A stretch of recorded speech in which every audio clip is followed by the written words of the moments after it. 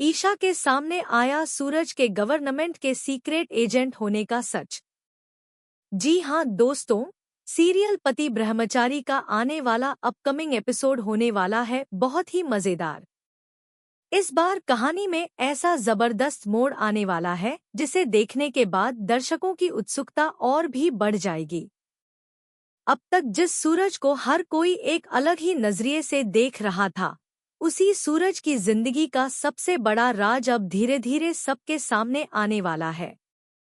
सबसे ज्यादा हैरानी तो तब होगी जब यह सच्चाई ईशा के सामने आएगी और वह खुद अपनी आंखों और कानों पर विश्वास नहीं कर पाएगी। जहां पर यह देखने को मिलने वाला है कि जब डीआईजी सर दादा भाई से बात कर रहे होते हैं, फोन पर ईशा सुन लेती है और कहती है कि डीआईजी सर दादा भाई को मिलने बुलाते हैं। यह बात सुनते ही ईशा के मन में कई तरह के सवाल उठने लगते हैं। आखिर ऐसा क्या मामला है जिसके लिए डीआईजी सर खुद दादा भाई को मिलने बुला रहे हैं? ईशा जितना इस बात को समझने की कोशिश करती है, उतना ही उसका शक बढ़ता चला जाता है। उसे लगने लगता है कि जरूर कोई बहुत बड़ा राज छिपा हुआ है जिसके बारे में उसे अब तक कुछ भी नहीं पता।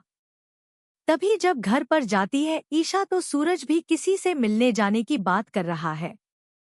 बस यहीं से ईशा का शक और भी गहरा हो जाता है।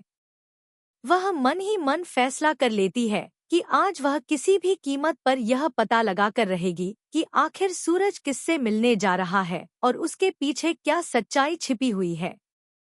इसी वजह से ईशा सूरज का पीछा करते करते यहाँ पर कमिश्नर के ऑफिस तक पहुँच जाती है।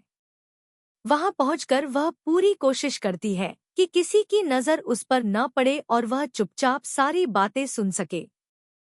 कमिश्नर साहब जो है वो दादा भाई से मिलने वाले हैं।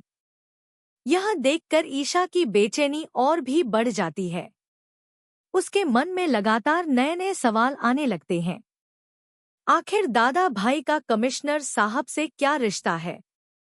दोनों के बीच आखिर ऐसी कौन सी बात होने वाली है जिसे सबसे छिपाकर रखा जा रहा है?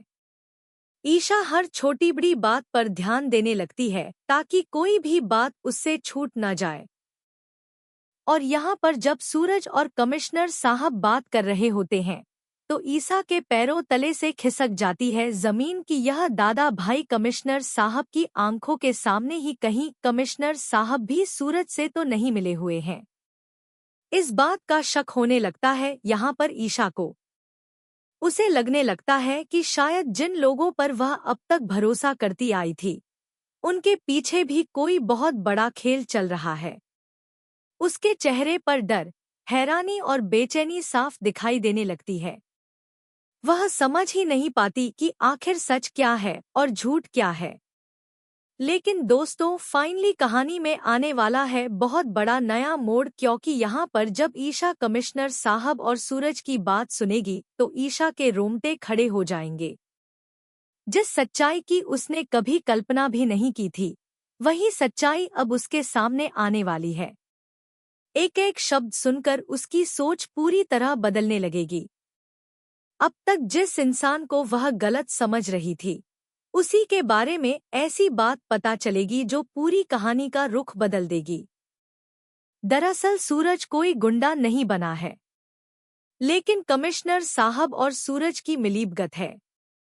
क्योंकि उस मंत्री जी को एक्सपोज करने के लिए कई सारे गुंडे को पकड़ने के लिए सूरज खुद एक बहुत बड़ा गुंडा बना है ताकि वो कानून मदद नहीं कर सकता तो सूरज उसकी मदद कर सके। क्योंकि अगर कानून में होता तो सूरज के हाथ बंधे होते, जिसकी वजह से सूरज एक सीक्रेट एजेंट बना है। यह सब कुछ करने के पीछे उसका मकसद सिर्फ और सिर्फ अपराधियों तक पहुंचना है। वह अपनी पहचान छिपाकर उन लोगों के बीच रह रहा है ताकि सही समय आने पर उन सभी का पर्दाफाश किया जा सके। यह मिशन बेहद खतरनाक है, लेकिन सूरज ने अपनी जान की परवाह किए बिना इसे पूरा करने का फैसला किया है। यह सब कुछ करने के लिए सच्चाई जब ईशा के सामने आएगी तो उसके पैरों तले से खिसक जाएगी जमीन। उसे एहसास होगा कि जिस इंसान पर वह लगातार शक कर रही थी, वह तो देश और कानून की रक्षा के लिए अपनी पूरी जिंदगी दांव पर लगाए बैठा है। उसकी सोच पूरी तरह बदल जाएगी और वह खुद को भी इस बात के लिए दोषी महसूस करेगी कि उसने बिना सच्चाई जाने सूरज को गलत समझ लिया। अब सबसे बड़ा सवाल यही होगा कि क्या सच्चाई जानकर ईशा देगी सूरज का साथ? क्या ईशा इस खतरनाक मिशन में सूरज की ताकत बनेगी या फिर यह सच उनके रिश्ते में एक नया इम्तिहान लेकर आएगा? क्या सूरज अपना मिशन पूरा कर पाए?